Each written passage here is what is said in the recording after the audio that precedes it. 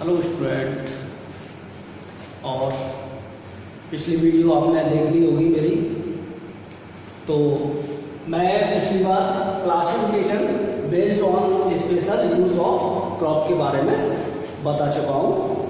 तो ये green manure crops, catch crop, cash crop, cover crop, tap crop, guard crop, indicator crop, nurse crop और truck crop, herb crops, ये बता चुका हूँ आपको। आज मैं आपको कृषि महत्व के आधार पर वर्गीकरण के बारे में बताऊँ।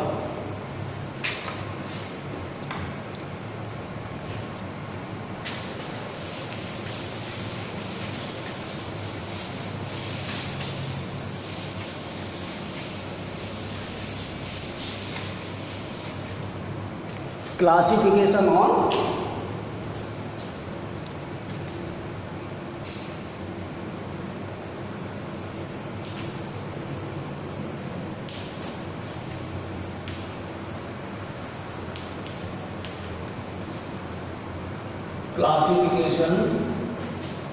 ऑन एग्रीकल्चर एग्री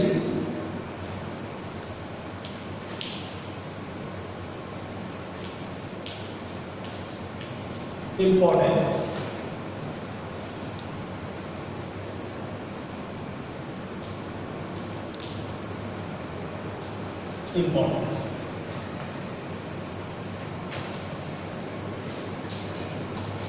ठीक, फसलों का, अब इसके अंदर फसलों का वर्गीकरण, क्लासिफिकेशन, सॉइल फर्टिलिटी, मृदा उर्वरता, सीड साइज, वाटर रिक्वायरमेंट, जल मांग,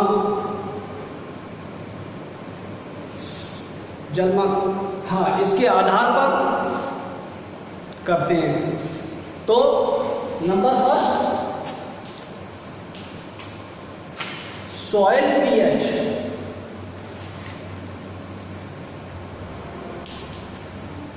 सॉइल पीएच, ठीक। सेकंड,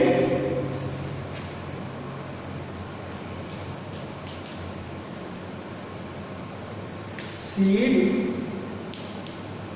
साइज, ठीक है। और थर्ड हमारा डेप्थ ऑफ रूट्स।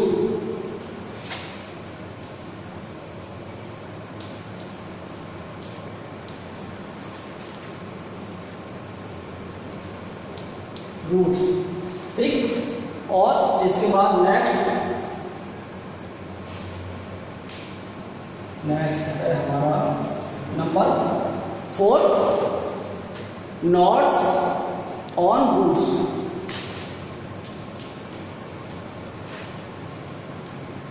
ऑन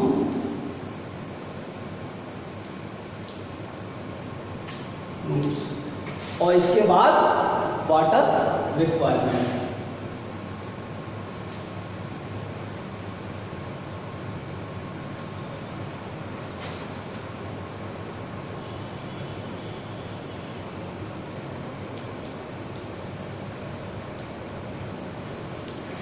ठीक, तो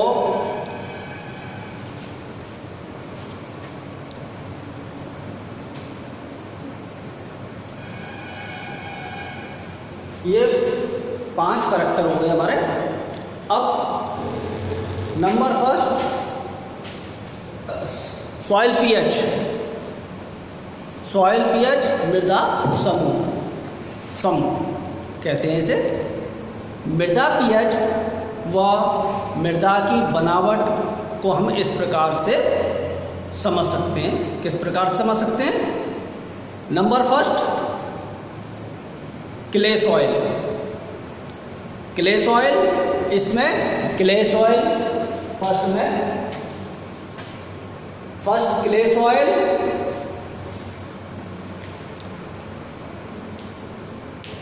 और सैंडी सॉइल,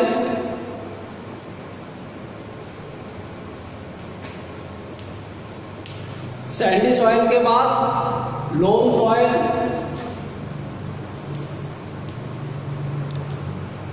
और लोम सॉइल के बाद सैंडी लोम, सैंडी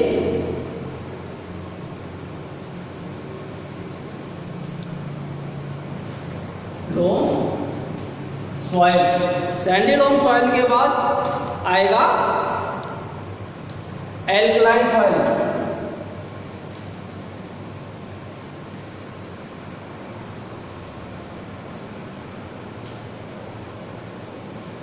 और एल्कलाइन सॉइल के बाद आएगा एसिडिक सॉइल।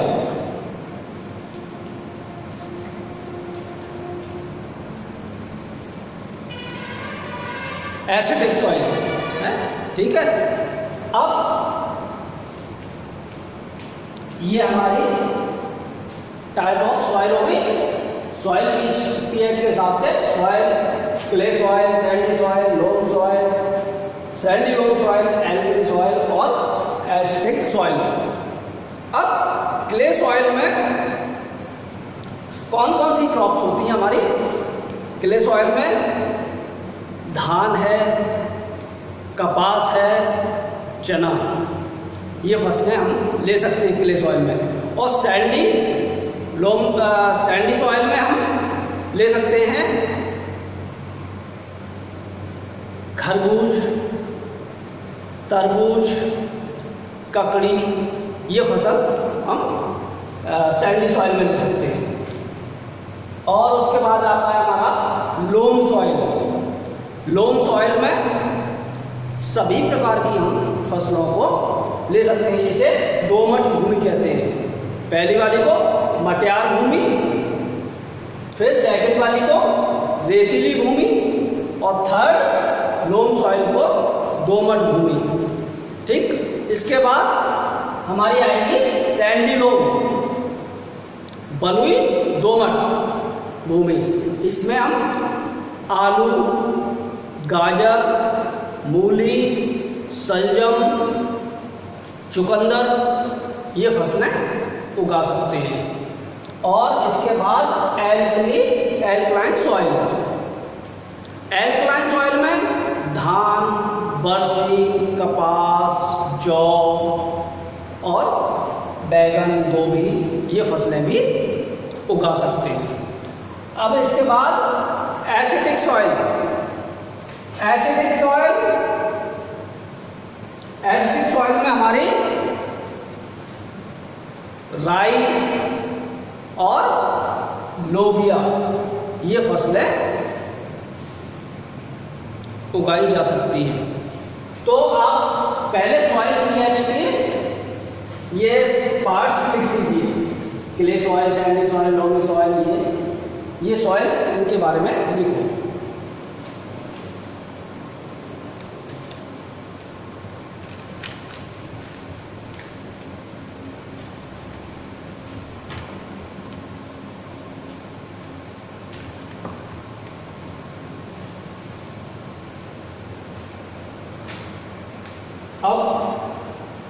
अब इसके बाद आएगा हमारा सीड साइज, बीज का आकार। बीज का आकार बीज बोने की गहराई के ऊपर निर्भर करता है।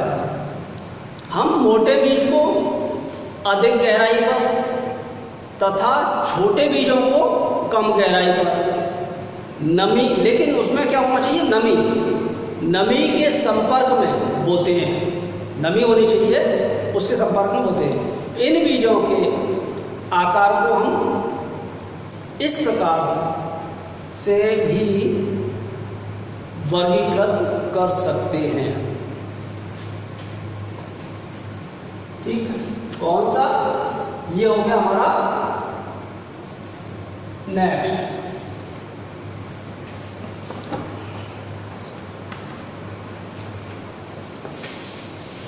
ये हो गया रोट। इसके बाद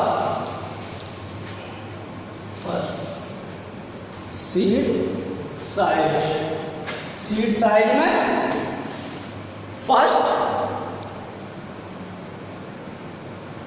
मोटे या बड़े बीज वाली बड़े बीज वाली फसलें, मोटे व बड़े बीज वाली फसलें, ठीक है। और इसके बाद मध्यम आकार के बीज, मोटे, फिर सेकंड मध्यम आकार के बीज वाली फसलें, और इसके बाद मध्यम के बाद छोटे आकार के बीज,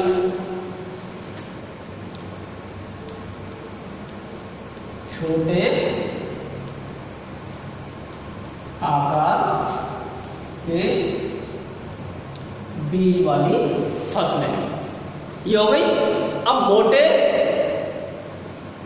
मोटे या बड़े बीज वाली फसलें कौन कौन सी हैं? मक्का है, चना है, मटर, कपास, ये फसलें हैं। अब मध्यम आकार के बीज वाली फसलें, गेहूं, जौ, बाजरा, ज्वार, ये फसलें आएंगी। छोटे आकार की, ये हो गए छोटे आकार के बीज वाली फसलें, सरसों है, गोभी है, बरसीम, ये फसलें आएंगी। अब इसके बाद हम लेंगे डेप्थ ऑफ रूट्स,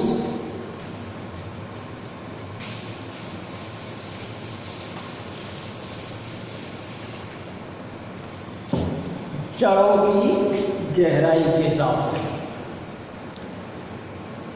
जड़ों की गहराई के हिसाब से एक होती है उथली जड़ और एक होती है गहरी जड़।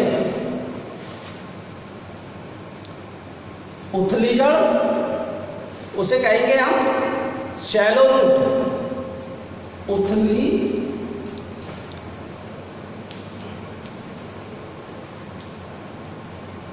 जड़, शैलो रूट, ठीक। पहली हो गई शैलो रूट और सेकंड हो गई डीप रूट, गहरी जड़, गहरी जड़, डीप रूट। ये हो गए हमारे दो प्रकार की जड़ें। अब इसको हम इस प्रकार से बोल सकते हैं, जड़ों की गहराई में हम फसल चक्र को इस प्रकार का रखते हैं जिससे फसलों को पोषक तत्व व नमी अलग अलग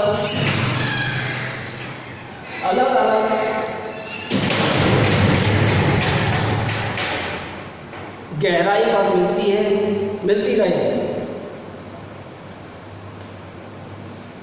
अगर हम फसल चक्र में पहले उथली जड़ वाली फसल लेते हैं तो उसके बाद जो फसल लेंगे हम वो गहरी जड़ वाली फसल होगी। अब ये हो गई गहरी जड़ वाली। अब हाँ, इसके बारे में मैंने बता दिया आपको, डेप्थ ऑफ रूट के बारे में। पहले उथली जड़ वाली, फिर उसके बाद गहरी जड़ वाली। अब इसमें दो है हमारे, उथली जड़ और गहरी जड़। उथली जड़ में कौन कौन सी क्रॉप्स लेंगे हम? आलू है, प्याज है, धान, गेहूं, जौ, ये हमारी उथली जड़ वाली फसल होगी। और इसके बाद गहरी जड़ वाली फसल हो गई हमारी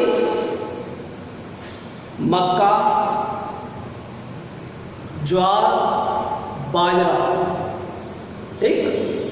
और ये हो गई हमारी गहरी जड़ वाली, और अधिक वेरी डीप रूट्स, अधिक गहरी, उतली, गहरी और अधिक गहरी।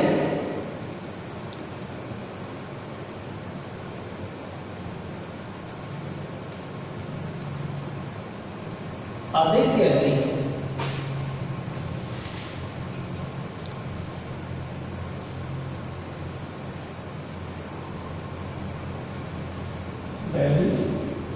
डीप। ठीक, इसमें हम गन्ना है, सरसों है, अरहर है और ग्वार, इनको हम ले सकते हैं। अब नेक्स्ट आता है हमारा नॉट, जड़ों की ग्रंथियों वाली फसलों में दलहनी फसल जो सॉइल में नाइट्रोजन की मात्रा को बढ़ाती है, दलहनी फसल की जड़ों में जो गांठें होती हैं उसमें राइजोबियम जीवाणु बैक्टीरिया होता है जो वातावरण से नाइट्रोजन को फिक्सेशन करता है, एकत्रित करता है। अब इसके बाद नेक्स्ट आता है वाटर रिक्वायरमेंट, पानी की आवश्यकता के आधार पर फसलों में कुछ फसल कम पानी चाहने वाली होती हैं और कुछ अधिक पानी चाहने वाली फसल होती है। इन फसलों को हम इस प्रकार से भी समझ सकते हैं। अब आप इनको नोट करिए।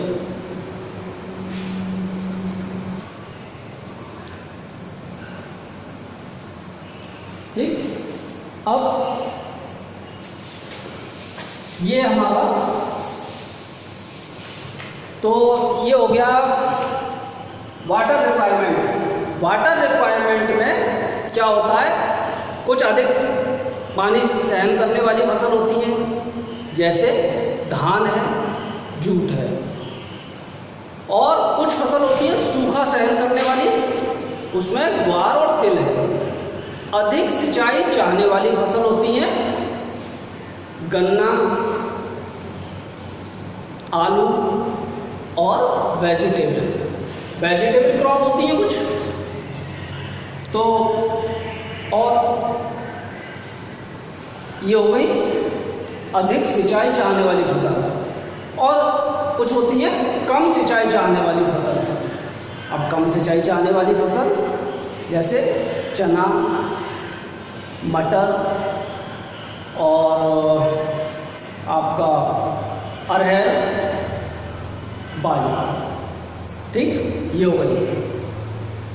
अब इसके बाद आएगा औसत सिंचाई चाहने वाली फसल, जिसमें एवरेज सिंचाई चाहिए, एवरेज पानी की आवश्यकता होती है। उसमें गेहूं है, जौ है, मक्का है। ठीक, आज हम यहाँ पर इसी टॉपिक को कंप्लीट कर रहे हैं और नेक्स्ट